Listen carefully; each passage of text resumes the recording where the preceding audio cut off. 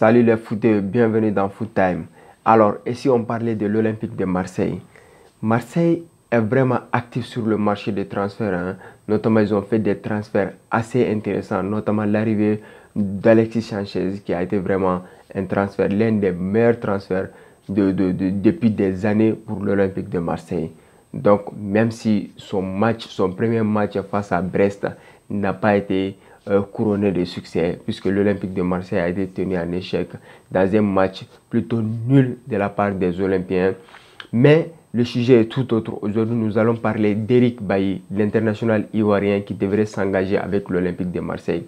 Qu'est-ce que Bailly peut rapporter à ce collectif qui est actuellement, qui ne propose rien dans le jeu? Qu'est-ce que Eric Bailly peut apporter de plus? C'est ce que nous allons essayer de détailler dans cette vidéo. Donc tout d'abord, son expérience. Comme vous le savez, Eric Bailly, ce n'est pas n'importe qui. Il a plusieurs CAN à son actif avec les éléphants de Côte d'Ivoire. Il a plusieurs caps en sélection, notamment lors de la dernière Coupe d'Afrique des Nations. Il a fait une CAN extraordinaire, même s'il a manqué ce penalty face à l'Égypte. Je pense que ce penalty ne peut pas à lui seul caractériser le carrière immense de ce joueur, que ce soit avec sa sélection et surtout à Manchester United ou soit à Villarreal. En tout cas, pourquoi Mourinho l'a attiré à Manchester United, c'est parce qu'il a vraiment tapé dans l'œil quand il était à Villarreal. Donc Eric Bailly, il a toujours cette âme de guerrier que l'Olympique de Marseille apprécie beaucoup. La ville de Marseille adore les joueurs qui se donnent à 100%, comme il le dit si bien, le grinta. Je pense que Eric Bailly, à lui seul, signifie ce genre de joueur que l'Olympique de Marseille, la ville de Marseille adore voir au stade Vélodrome. Donc sur ce point, je pense qu'il n'y a même pas de souci à se faire. Eric Bailly, c'est un joueur, dès qu'on lui donne sa chance, il se donne à 100%. Pour ça, il n'y a même pas à s'inquiéter. Donc l'international ivoirien devrait s'engager avec l'Olympique de Marseille. On parle d'un prêt, même si je ne suis pas optimiste sur les prêts. On l'a vu l'année dernière avec William Saliba, que l'OM a. William Saliba qui a été négligé par Arteta à Arsenal et qui est passé par notamment l'OGC Nice, qui n'avait pas du tout confirmé l'espoir qu'on posait en lui. Notamment, c'est pourquoi Arsenal a investi autant d'argent sur ce jeune prometteur qui n'arrive pas du tout à confirmer. Donc, Pablo Longoria l'a pris en prêt, mais au moment où il s'est imposé dans le 11 de Georges Sampaoli, Arsenal a vu ses exigences à la hausse et a attiré le joueur, puisque l'OM l'a reçu avec un prêt simple. Il n'y avait pas d'option d'achat. Donc, est-ce intéressant de recevoir Eric Bailly aussi en prêt, au risque de le voir et repartir la saison prochaine pour un autre, pour une autre club beaucoup plus attirant financièrement ou en compétitivité que l'Olympique de Marseille?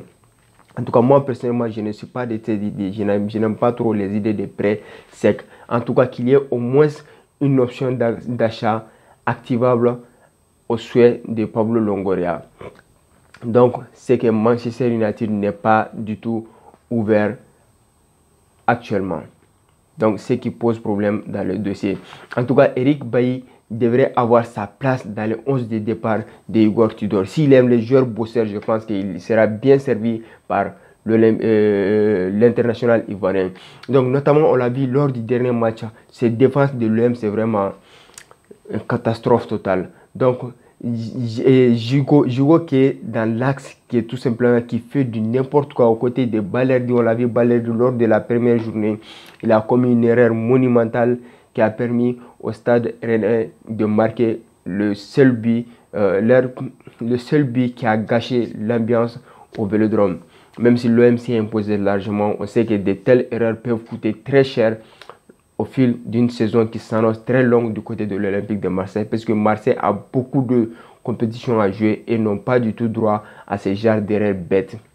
Donc on a vu la défense à 3 proposée par Tudor, composée de Balerdi, Gigo et Bemba, est tout simplement frêle. On l'a vu dans le jeu, il n'y a rien. C'est des défenseurs qui ne peuvent pas te faire un dégagement propre, qui n'arrivent pas du tout à sortir le ballon proprement vers les latéraux, les libéraux, soit vers le milieu de terrain qui est composé de